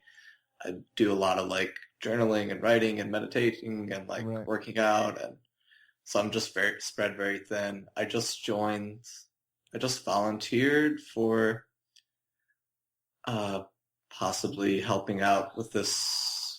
They're called Dev4X, and they're competing for the Global Learning X Prize. I don't know if you guys know what that is. No. The Global Learning X Prize is, they hold these, well, the X Prize holds all these competitions for solving the world's biggest problems. So there's one for like water, there's one for like space travel, and there's one for learning, illiterate kids who also don't know any math, educating them, how do you solve that problem? So Dev4X is a group that's working to solve that problem. They are working on it before X Prize. They are donating, they're using all the proceeds they make and investing it back into the company. They are open source, so all the technology, because they have to build an app for like a tablet. So all the technology, all the algorithms they build is open source. They collaborate with other teams and share what they learn, and they're also crowdsourcing it, so a lot of people can come in and make content. There's actually these videos anyone can join up and make. I tweeted about it once, but I don't remember the link off the top of my head. Okay. So I'm volunteering to work with them, and I guess perhaps my role would be I'm not sure what my role is going to be yet, how much time I'm going to invest in it, but just met up with those guys, and I guess that's something I'm going to get into right now. Would that be? It sounds like your perfect job for you would be some sort of school for gifted but uninspired youth or something like that. They got thrown out of the 7th grade. But in defense of teachers in general, and maybe the teachers you have back there, isn't it just hard to like teach kids these things? I don't know. I mean, I guess that's really too. I mean, you're for 7th graders. First of all, you're competing against video games. It's even harder. Other shit they would just rather be doing. You know what I mean? I think not that this is entirely personal to you as you look back at what teachers didn't do then. But I would say that schools are just very bad at what they do. Okay. I think, education has been a very long thing in human history, and it's the way it is now is the way it's always been, but people kind of take it for granted that this is like the only way and this is how it works,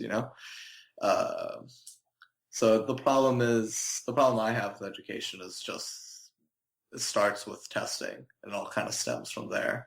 One, it doesn't really measure intelligence because, it kind of just measures your ability to remember things. It doesn't teach critical thinking. If I know what boat Columbus sailed on, what the name of his boat, that doesn't make me smart. It just means I remembered some shit about what he did.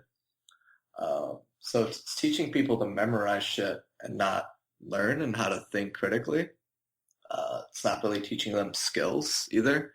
When people learn math, it's not math and how to solve a problem.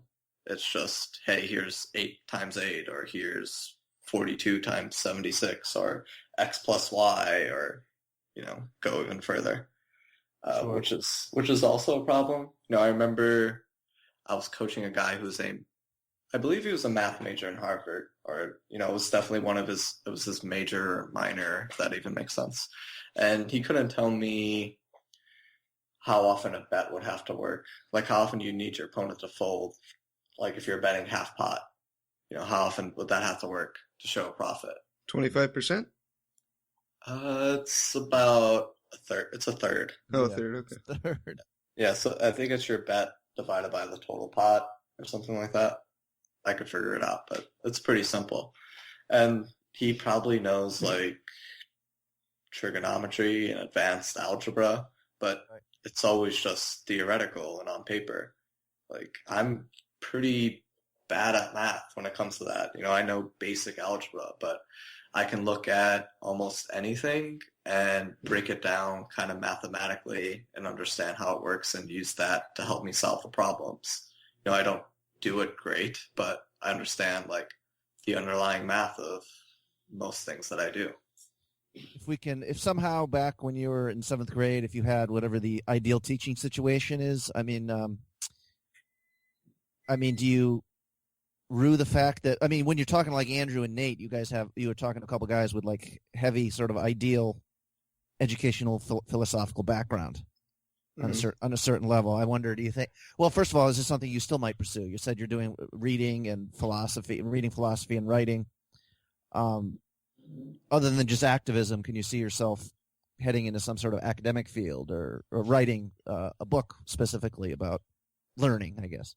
Yeah, I definitely want to do something in education. I think there's just so many avenues that you could possibly take, which it doesn't seem like there is, but there's a lot.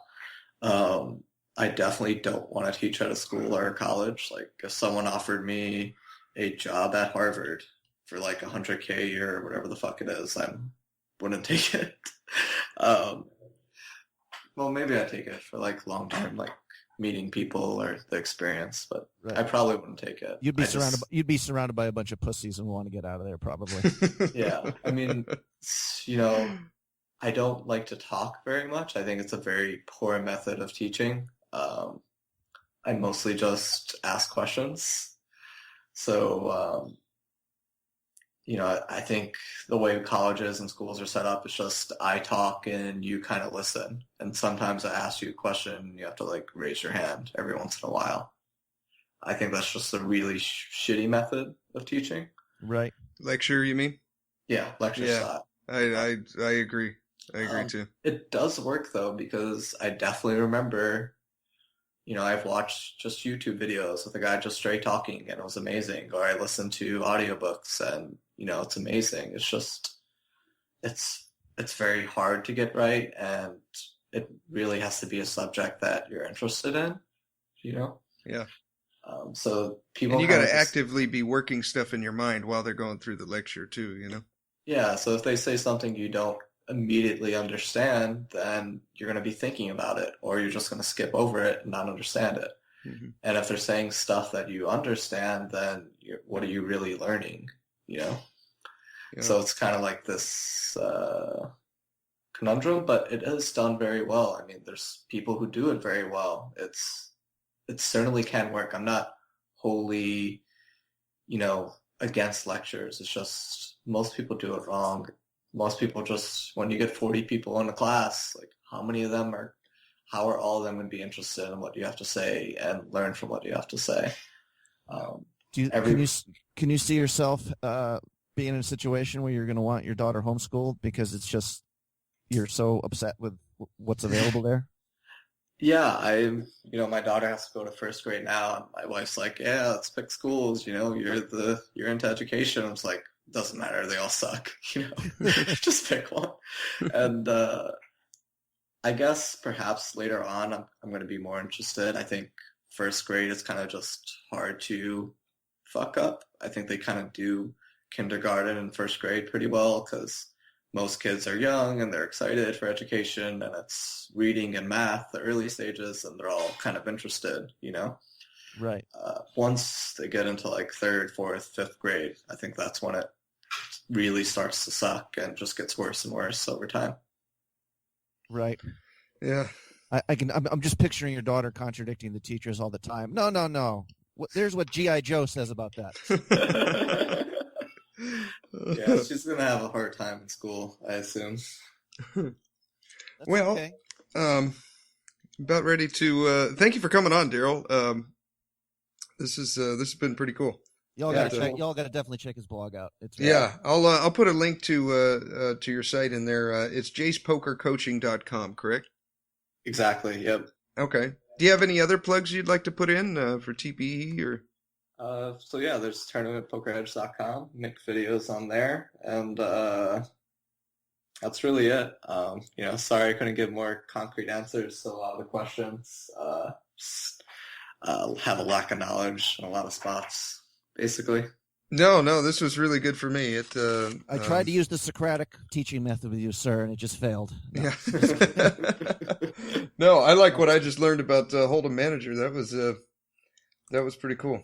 It makes me realize I gotta work on my when I'm shorter stacked, I got to work on those ranges. Apparently the Nash chart following it religiously isn't as good as I thought. So I'm going to open that up a little bit. Like you said, in late position, start going a lot wider than that. In early position, start going a little bit tighter. Sort it by stage of the tournament as well. You could do there's a way you could do big blind greater than 2,000 or 1,000, or big blind between 200 and 1,000 if you want middle stages, or big blind less than 100, or no antes in play, and see how you do at different stages of the tournament, because they all play pretty differently. Yeah, I do. I'm just looking at my 3-bet in the different stages is a lot higher. There's all sorts of stuff here. This is really cool. You could also do if you play winning, you can do something like see how you do in the re-entry periods versus high blinds re-entry period versus high blinds, slightly higher blinds non-re-entry period. You can figure that out on Hold'em Manager? Yeah, so an ACR re-entry period always ends at the same blind level for most tournaments. So you could, I think between big blind 400 and big blind 800 is re-entry, and I'm probably wrong. So you could just see, okay, how do I do at that level? And then you can compare that to big blind, between 800 and 2,000, which is, just after re-entry, probably, you're still not in the money. Yeah. And you could see if some of the plays you do during re-entry or don't work after re-entry's over or whatever, Okay. Cool. I think the two periods play pretty differently. Yeah. And they call for pretty different strategies, so we'll tell you if you're not adjusting. Okay. So most people will probably see some kind of drop-off somewhere. They play well re-entry, but not after re-entry, or they play, or vice versa. Yeah. Right on. Cool. Well, thanks again, Daryl. This was super deep with the Hold'em Manager stuff. Okay, yeah, I'm only just scraping the iceberg. What do they call it? Chipping the iceberg, or scraping the surface? Scraping the surface. There you go. Yeah, scraping something. For I you, thought it was Steve, it's called chewing the iceberg, though, because it's just it's hard to watch. All right, thanks, guys. I had a good time, man. Yeah, thank you, Daryl. And you can hit us up on headsuppoker.poker and check out our site there. If you want your Elliott Row tape, go to his site and enter the coupon code HUPoker for 10% off. Thank you for tuning in, and here is your weekly motivational speech. When you grow up, you tend to get told that the world is the way that it is, and that your life is to live your life inside the world, try not to get in too much trouble, and maybe get an education and get a job and make some money and have a family. But life can be a lot broader than that when you realize one simple thing, and that is that everything around us that we call life was made up by people that are no smarter than you. Find out what it is you want and go after it as if your life depends on it. Why? Because it does. But what do we say? But there'll always be tomorrow. Oh, no. There are no guarantees you're going to show up tomorrow. There are a lot of people who were here yesterday that they're not here today. There are a lot of opportunities that were around yesterday. They're not here today.